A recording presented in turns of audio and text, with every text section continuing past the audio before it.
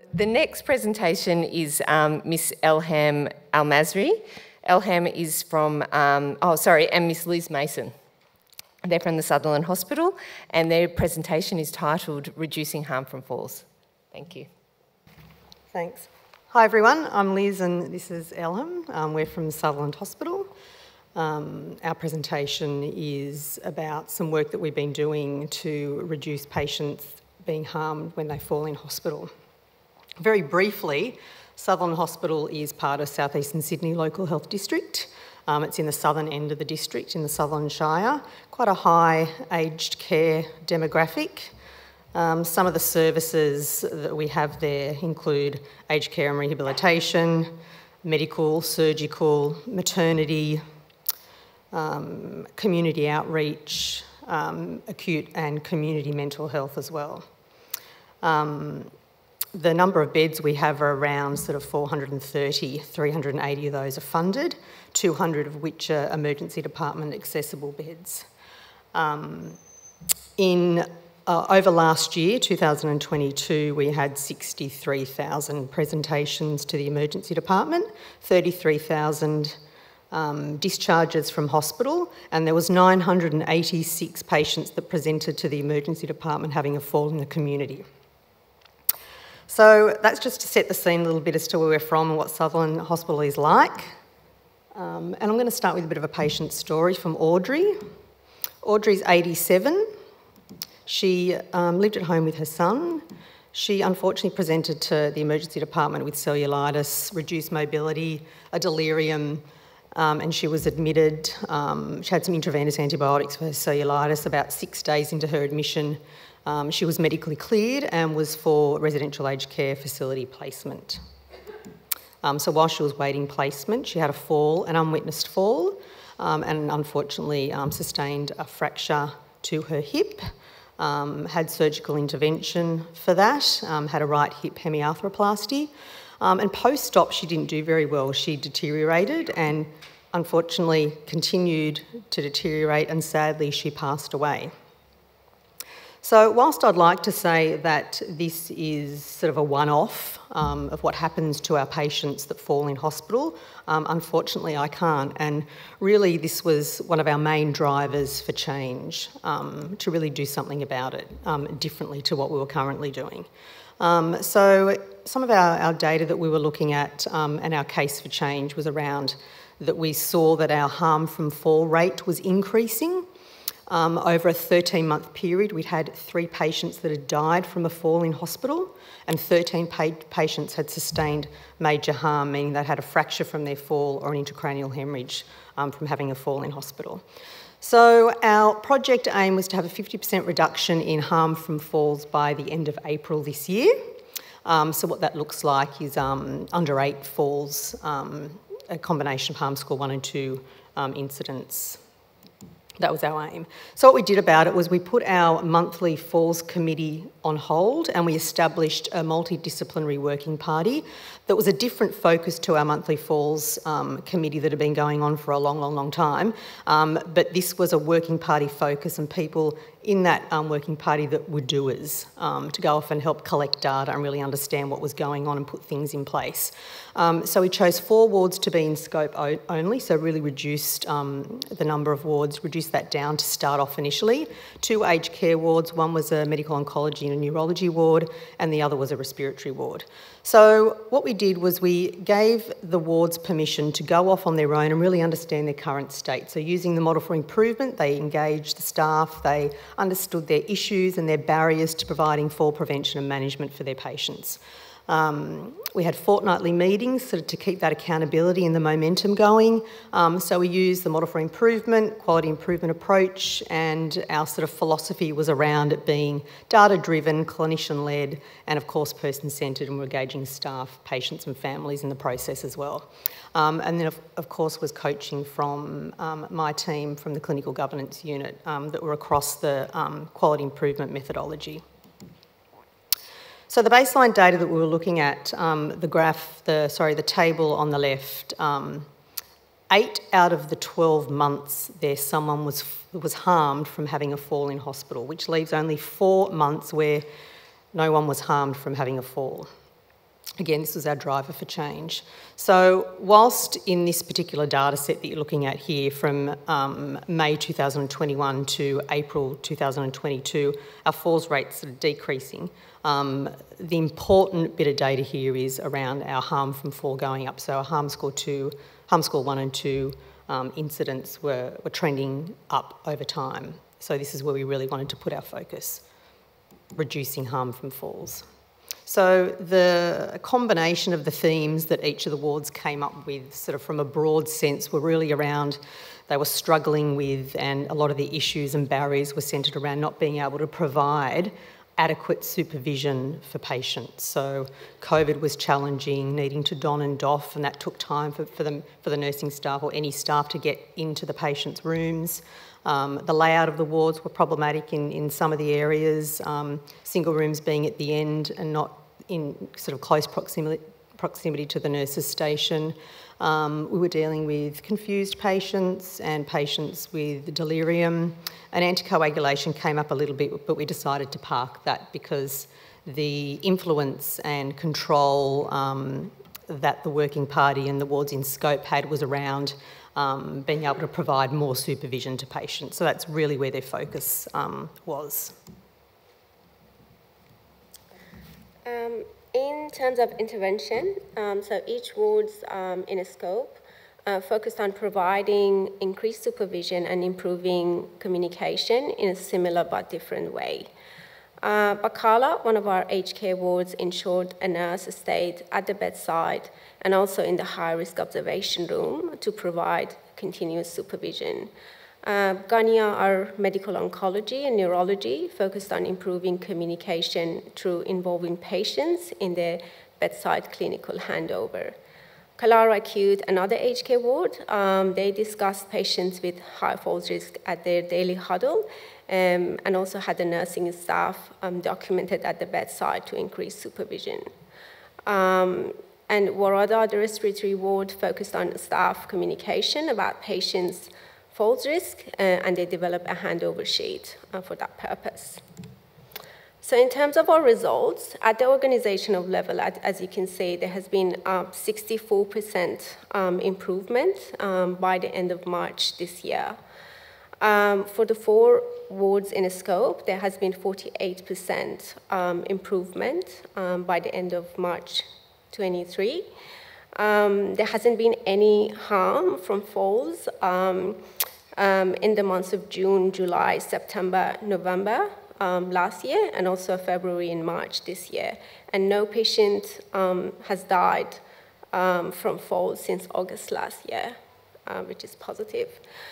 Improvement can be seen by the falls and harm rate trending down over time, and that's in the context of significant challenges that we have had with the staffing throughout July to October last year. So our key learning, whilst we have had improvement, it continues to be a work in progress. Staff vacancies and behaviorally challenged patients continue to contribute to the ongoing variation in our falls and harm rates.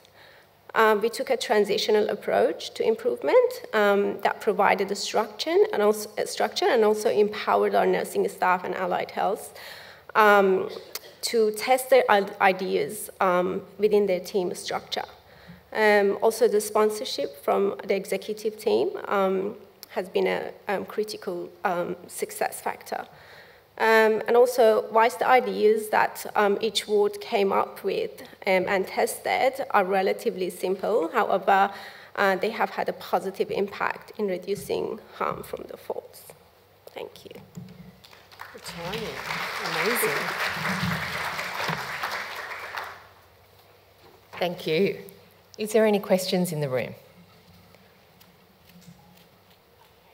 Oh. No, and there isn't any on Slido, so thank you very much for your presentation.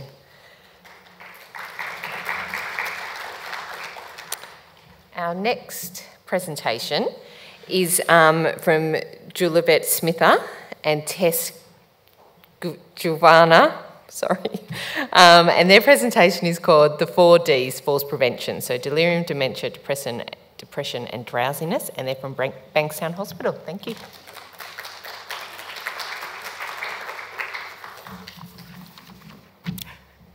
Good afternoon all. I hope everyone's still awake. All right, okay, so I'm Tess Guevara, and with me is Jubilette Smitha, and we're here to give you some insight about our falls prevention and improvement science project. Okay, so this is our team, our very collaborative team with our sponsors and our coaches. Just to give you a bit of a background, Ward 3F at Bankstown Hospital is a 32-bed-based medical surgical ward that can surge up to 38. And in most winters, we open up to 42 beds, and we specialize in renal patients. So why this project? Okay, in 2019, we had scored the second highest number of falls in the hospital. We had 42 incidents. So with our pre-existing falls prevention strategies, we implemented biocide principle, proactive patient rounding, and we also created an extra high observation rooms. And with that, by 2020, we have reduced our number of falls by 45%, so that was 24 incidences. But in 2021, Bankstown started to admit COVID-19 positive patients. Thus, we became the new home ward of the medical oncology and neurology patients on top of what we already have. So, what we did is that, hang on, next, okay.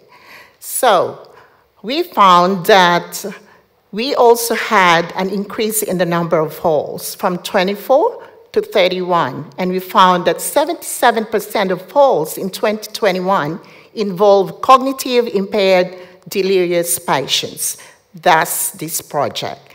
So by March, our aim is by March 2023, Ward 3F will reduce the rate of falls in cognitively impaired patients per 1,000 occupied beds by 50%.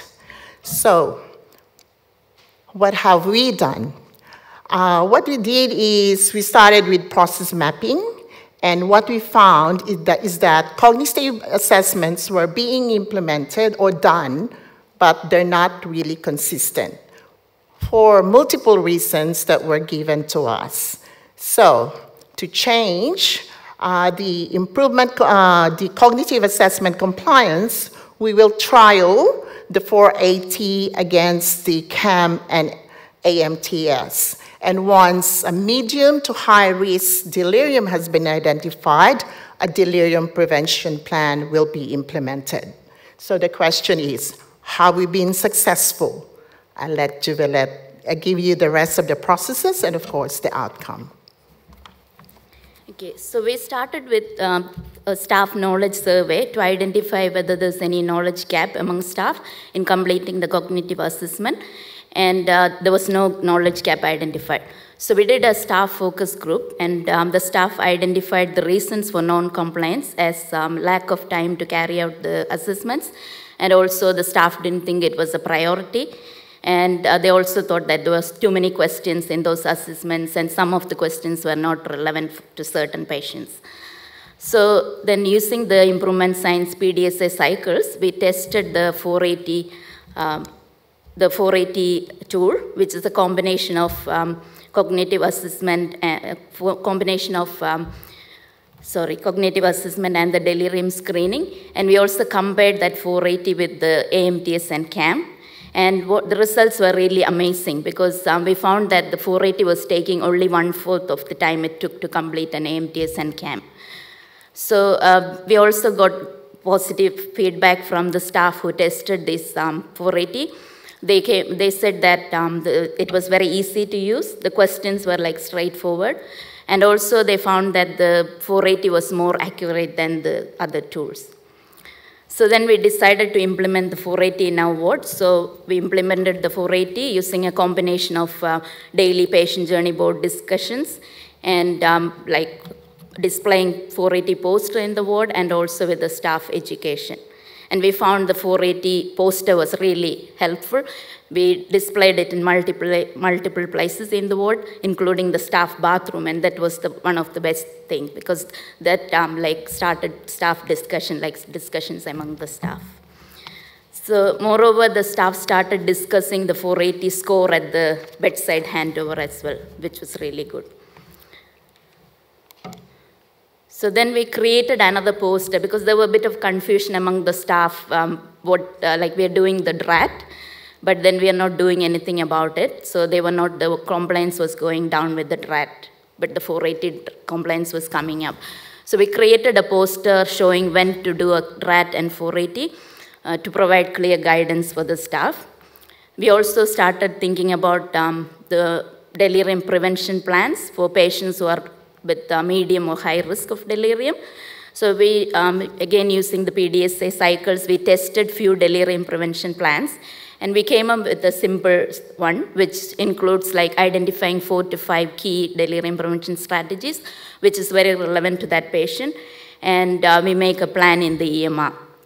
So we also started putting these plans like the strategies on the patient care board, so to engage the family and also the other multidisciplinary team.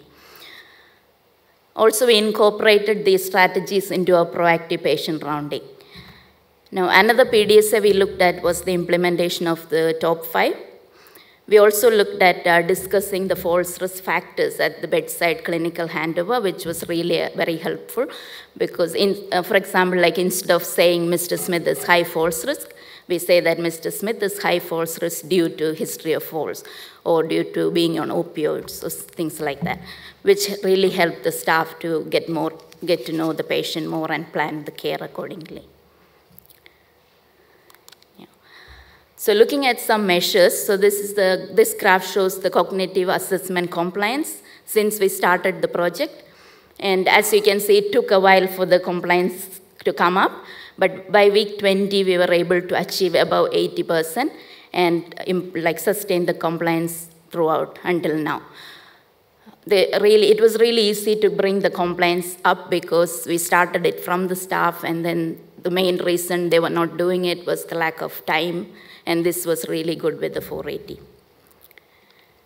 Now, looking at some outcome measures, so this graph shows the rate of falls in cognitively impaired patients per 1,000 occupied beds since 2021. So as you can see, we had very high rates in 2021. But since we started the improvement signs, even though we had all the challenges, like when we had 4 or 5 leadership changes, we had COVID patients coming in and surge beds open. So all these challenges were there, but still we were able to sustain it below 1.1 throughout and until now. So our median rate of falls in cognitively impaired patients reduced from 2.1 in 2021 to 0.9 in 2022, which means we achieved a 57% reduction of falls in cognitively impaired patients. So we are continuously updating and engaging the staff in terms of this project, and we also discuss in our monthly ward meetings and huddles, and we also have so many new staff coming on board, so we include that in our new staff orientation, and our audits are continuing as well. And finally, we are very proud to say that this project has led to the rollout of 480 across the Southwestern Sydney Local Health District. Thank you.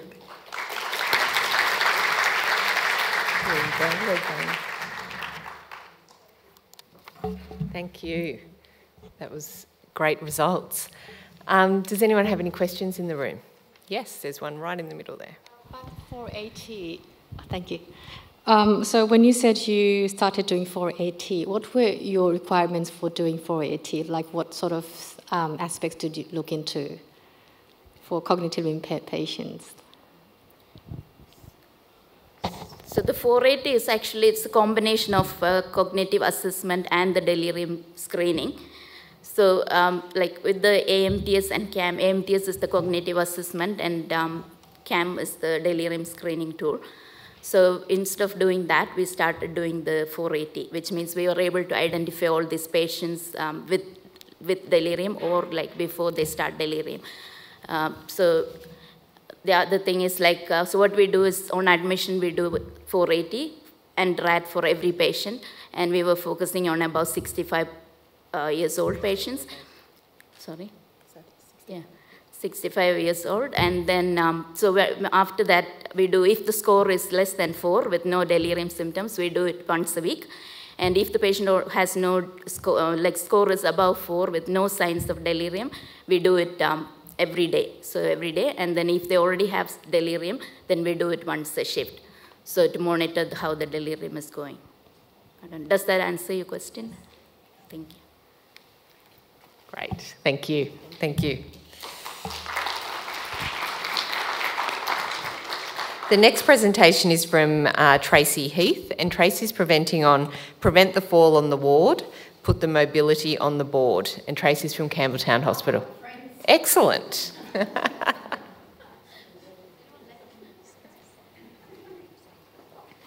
Couldn't do it on my own.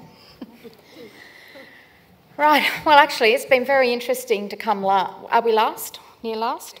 Second last. We've been lucky for that because all of your presentations are very similar to problems that we've identified. And I thought we had it pretty hard until I realised you went up to 44 beds at 3F. So we feel sorry for ourselves no longer. So my name's Tracy, I'm from Campbelltown Hospital and we're from A72, which is in the brand new building at Campbelltown on the 7th floor. And we're here to talk about our project, which is prevent the falls on the ward, put the mobility on the board. Love a slogan. So this is our team. I didn't want to come and do our team today on my own. So I've brought our team. This is Sonia. She's our clinical nurse educator. She's the auditor extraordinaire. This is Sarah. She's one of the RNs off the ward and she's always full of ideas. She's always got a solution, never just a problem. She's a light bulb. And this is Maslin. She's our falls champion. And you can throw anything at Maslin and it's not too hard. So we always love that. So I think what's been a common theme that I've heard for today, and I'm going to reinforce, is that during COVID and the Omicron wave in particular for us, we had an increase in our number of falls. We are normally a gastroenterology surgical ward, and starting to look after a different cohort of patients was a challenge for us. So we decided to tackle the problem by commencing a falls project using improvement science with our friend Raj. And Helen Keller says, alone we can do so little, but together we can do so much.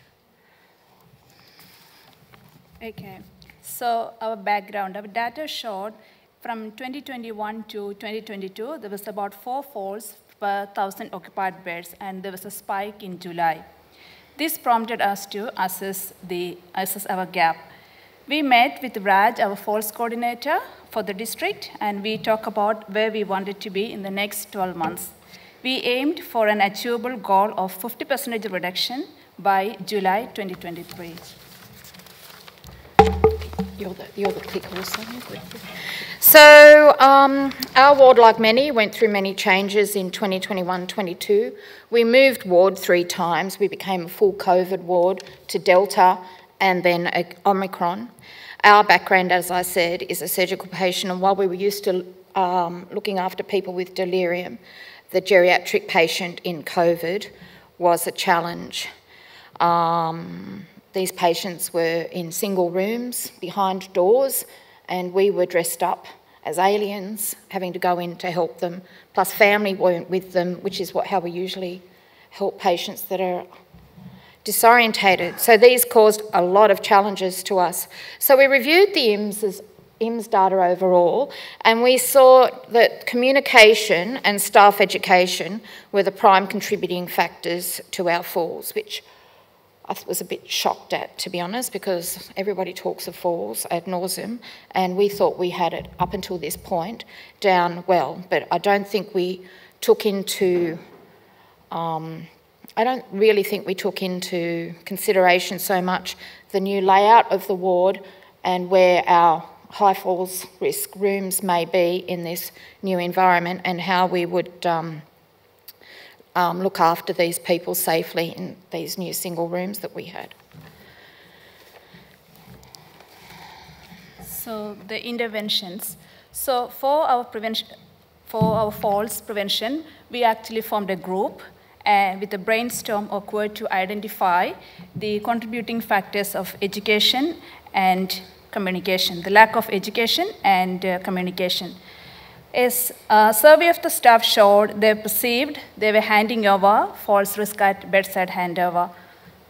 An observational audit of clinical handover showed staffs were not handing over, or the management plans to prevent falls were not talking during the handover. This showed a gap in staff's perception of falls risk handover at bedside. This was presented to the staff members and they were actually shocked. Then we have provided education and awareness. The ongoing audit showed some improvement in clinical handover. So the next step was how to communicate to all the staff about patient's mobility, how the patient mobilized. So it was noted that the patient care boards were not being used to the full extent. We have noticed there were a lot of abbreviations we have used in the patient care boards, or we were not used the patient care boards for any mobility documentations. As we all know, the patient care boards can be used by the patients or by carers or any multidisciplinary team. We thought we would concentrate on the use of patient care board to provide this information in a quick and timely manner rather than introducing something new to the already challenged workforce. Audit showed there was improvement in usage of in the patient care boards.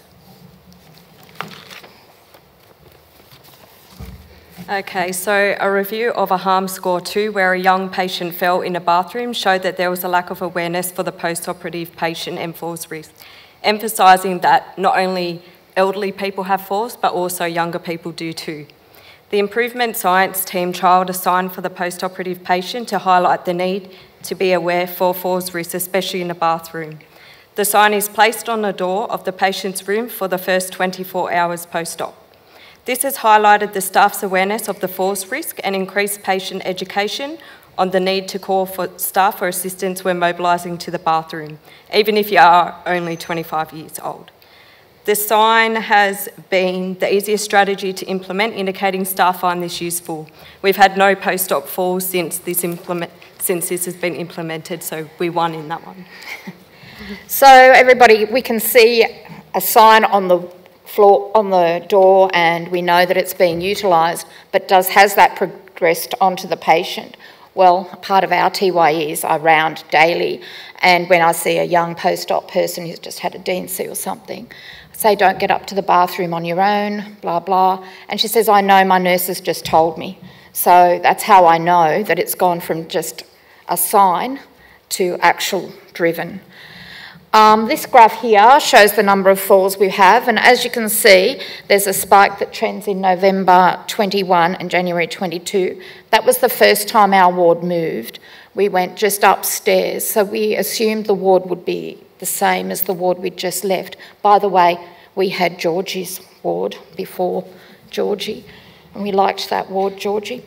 And we just moved upstairs, but that room, that ward's layout was different, and so I don't think, again, 1 minute, was enough, not that much longer.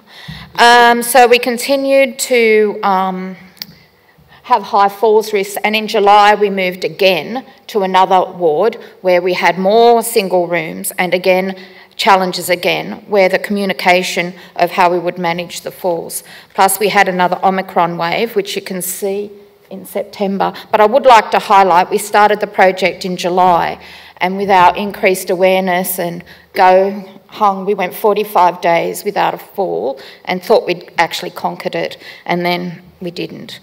So it's happened again, and we then moved on to what we talked about before, was our clinical handover, and started tackling that and started using the care boards. And we're sort of heading back into the right direction. Maslin? Next steps. As you can see from the previous graph, we have not repeated our 45 days without falls. We have regrouped. As any quality improvement project, it never ends. Sometimes behaviors slip. We are driving what worked well before with the clinical handover and care boards. The ongoing challenge for us is the design of the ward with many single rooms and how to manage high visible rooms and more work with delirium. Thank you. Thank you.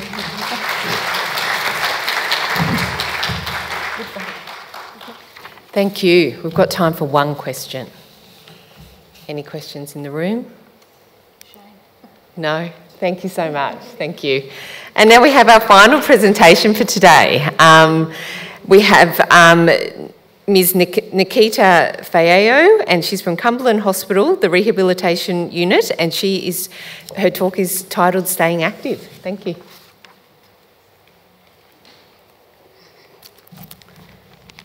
Good afternoon, everyone. Good afternoon, everyone. Unfortunately, today I'm by myself. This project is one of my team members. Her name is Dorota Rodzeni. She's the champion for Staying Active program. So she's not here today, she's on leave. So I'm the acting NAM in Willow Ward, so I'm gonna represent this program.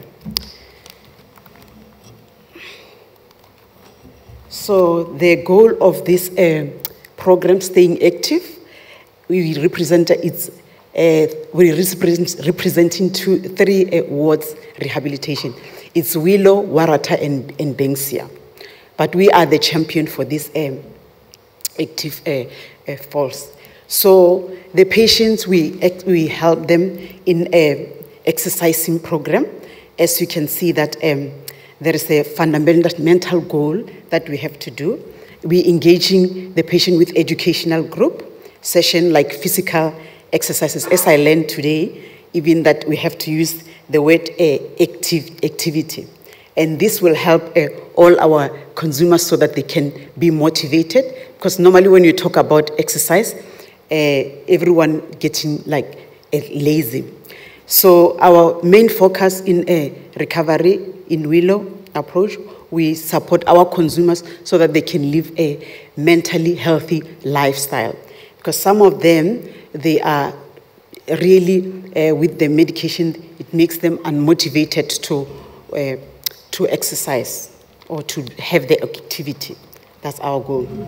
The background,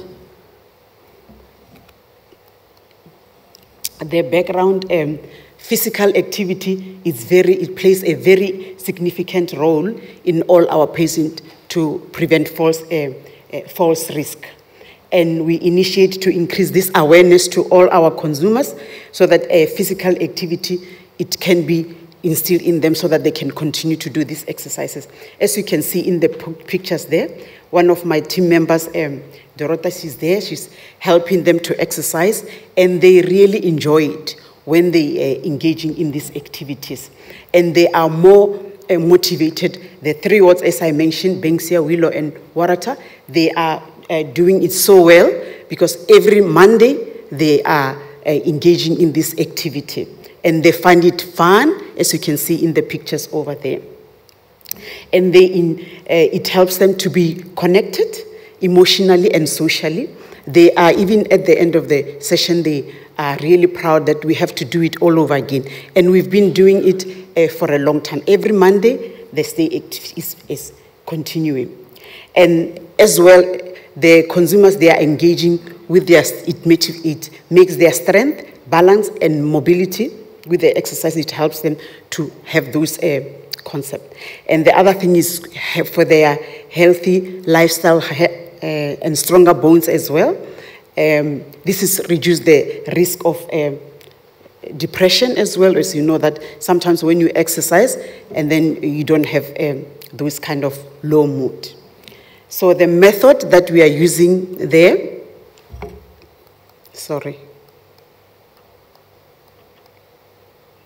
the methods of to reduce the false risk, prevention. As I mentioned, we educate all our consumers, and then Dorota put the video in the hall area. We call it the Australian Beacon Senior Online Exercises through YouTube. And the patient, they exercise, as you can see, they use the pom-pom to exercise with their legs. And then we go with the physical activity. We don't make it too strong so that they can engage in those. So the kind of methods that are used so that the patient, they can engage is we do the 30 minutes workouts, and they really, really enjoy it. With the nursing supervision, staff, they supervise them, they don't do it on their own. We are all involved, the nurses that they will be there, they are engaging. And then they follow the instruction provided by the instructor, and they engage with the colored pom-poms in order so that they can just use their strength, muscles. And then we also display the posters, the pamphlet in the ward, so that they can be able to look at those posters just to remind them about the false risk.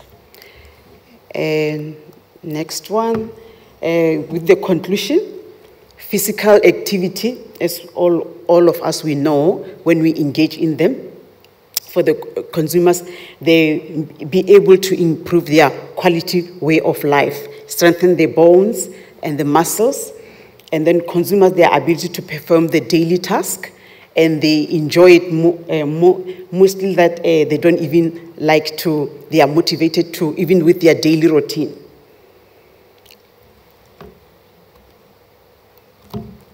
And then the consumers' feedback, they are loving it because the music, they play the music there, which it helps them to enjoy the exercises. That's their comments when they give the nurses the feedback.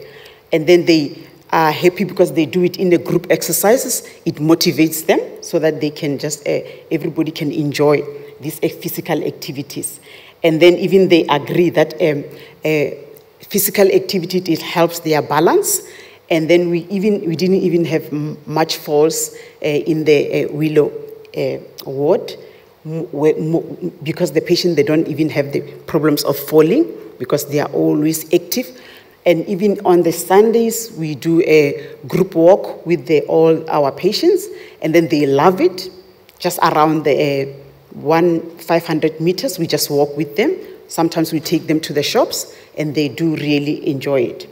And then also, they comment that it helps with their muscles, and then they can just walk and they enjoy it more often.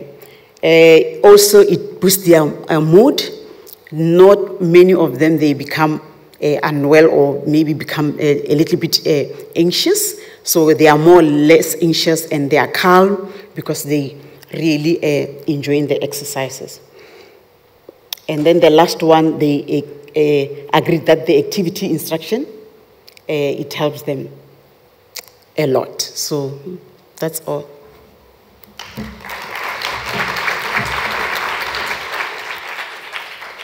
Great, thank you.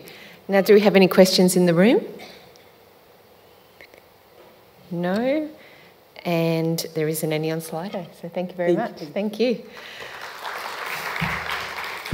Okay, so we're at the conclusion of this hospital session, and I think just to wrap up, for anyone that hasn't done any quality improvement work yet and you're wanting to, on the CEC website we have a toolkit that runs you through all the steps to progress a quality improvement project.